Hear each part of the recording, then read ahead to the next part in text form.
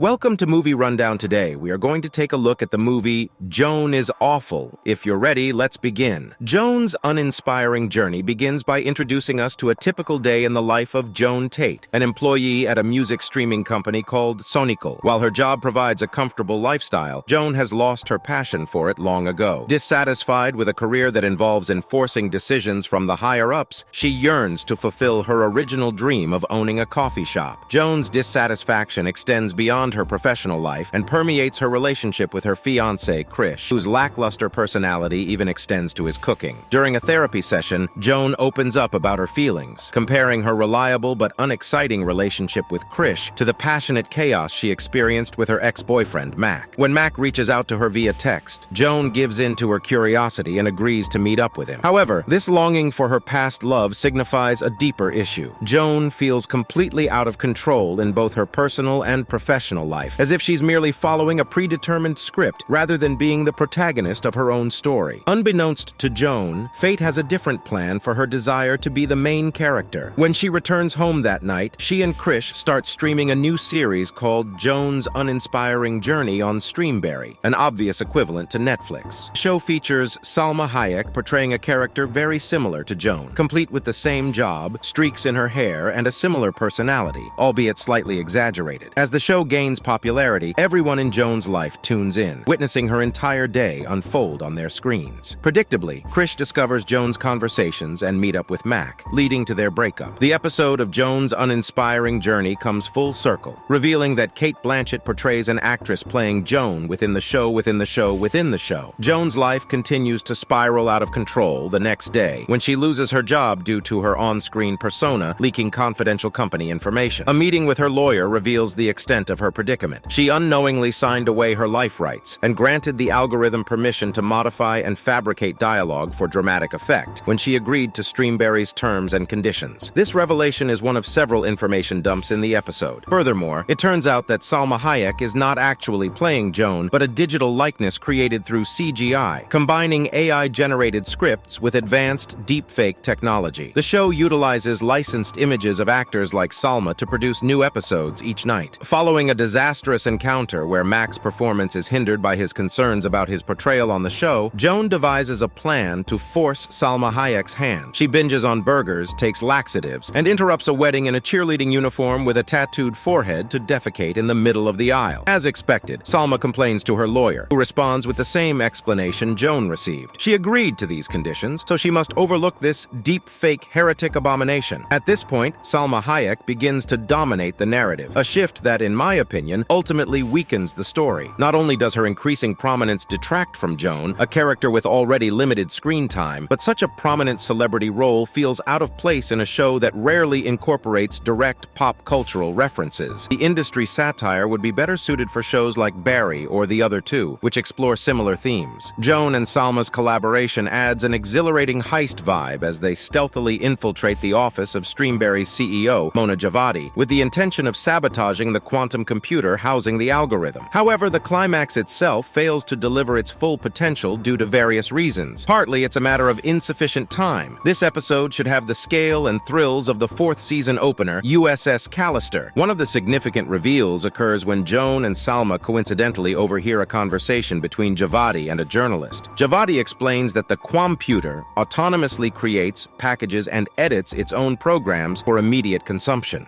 Joan was selected to test the system precisely because of her average nature. Eventually, the content tailored to each person in the Streamberry database will play into their negative self-perceptions, inducing a state of mesmerizing horror. However, as Joan and Salma encounter the guardian of the Quamputer, they uncover something even more colossal and reality-altering. Everything they have experienced is part of a simulation based on the true Source Joan's daily experiences. Our Joan is merely an adaptation, portrayed by the digitally licensed likeness of Annie Murphy. Like everyone else in the simulation, she exists within the fictive Level 1, while Joan is Awful takes place on fictive Level 2. Moreover, the man resembling Michael Cara only does so because the real Cara authorized the use of his image, much like Annie and Salma did, extending across multiple layers of fiction. We find ourselves within a nested series of narratives, and only now do we catch a glimpse of the outermost shell. In the closing moments of the episode, we are introduced to the real Joan and the authentic Annie Murphy, both of whom are under house arrest but remain friends. Presently, Joan owns a humble yet fulfilling coffee shop, the job she had always desired. By regaining control of her life, she becomes the true main character, by refusing to allow the studio to transform her into a literal main character. Joan is Awful may attempt to tackle numerous themes simultaneously, briefly touching upon significant subjects such as privacy violations and sexism in Hollywood. However, it occasionally neglects to fully engage the audience with its central character. As a horror narrative centered around AI-generated screenwriting, it arrives amidst a momentous writer's strike, which aimed to enhance the regulation of AI screenwriting. Nevertheless, the fundamental message becomes somewhat diluted. In its finest moments, Black Mirror's plot, twists, and intricacies shed light not only on the perils of technology, but also on the individuals who wield it. Yet, in a world where nothing is authentic, does anything truly hold meaning? If you enjoyed the content, please consider liking and subscribing to show your support. By doing so, you'll stay updated with future content and help us reach a wider audience. Your support means a lot to us.